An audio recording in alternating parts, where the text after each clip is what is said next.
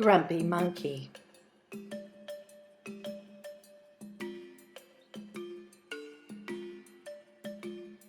Grumpy Monkey, written by Suzanne Lang, illustrated by Max Lang. One wonderful day, Chimpanzee woke to discover that nothing was right. The sun was too bright, the sky was too blue, and the bananas were too sweet. Jim was confused. What's going on? Maybe you're grumpy, suggested Norman from next door. I'm not grumpy, Jim insisted. On his walk, he met Marabou. Jim's grumpy, Norman told Marabou. Why are you grumpy, Jim? Asked Marabou. It's such a wonderful day. Grumpy? Me?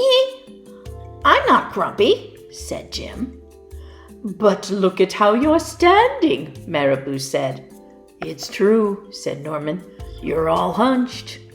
So Jim loosened up. Then he ran into Lemur. Jim's grumpy, Norman told Lemur. Why are you grumpy, Jim?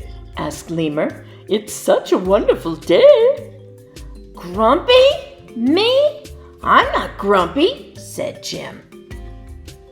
Your eyebrows look grumpy, said Lemur. It's true, said Norman. They're all bunched up. So Jim raised his brow. Then he tripped over Snake. Oh no, said Norman. That's the last thing you need when you're feeling grumpy. Grumpy? Me? I'm not grumpy, said Jim. Then why that frown? Said Snake. I think it's because he tripped over you, Norman whispered to Snake. So Jim put on a smile. Finally, Jim looked happy, but he didn't feel happy inside. Everyone wanted Jim to enjoy this wonderful day. You should sing with us, said the birds. Jim didn't feel like singing. You should swing with us, said the monkeys. Jim didn't feel like swinging. You should roll with us, said the zebras. Jim didn't feel like rolling. You should stroll with us, said the peacocks. Jim didn't feel like strolling. You should lie in the grass. You should stomp your feet. You should take a bath and make a splash. You should hug someone. You should laugh. You should take a nap. You should eat some old meat or some honey. You should jump up and down. You should sit in the sun. You should dance. But Jim didn't feel like doing any of that. Why are you grumpy, Jim? Asked the others. It's such a wonderful day. I'm not grumpy, shouted Jim as he beat on his chest. And he stormed off. Jim felt sorry. A little sorry for shouting at everyone, but mostly sorry for himself. I guess I am grumpy, Jim sighed.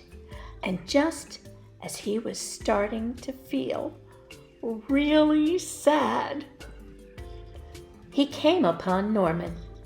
Norman was slumped. His eyebrows were bunched up, and he was frowning.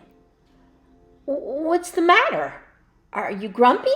Asked Jim. No, I danced with Porcupine, said Norman. Are you okay? Asked Jim. It hurts, but I'll probably feel better soon enough, said Norman. Are you still grumpy? Yes, said Jim, but I'll probably feel better soon enough too. For now, I need to be grumpy. It's a wonderful day to be grumpy, said Norman. Jim agreed. And he already felt a little bit better. The end.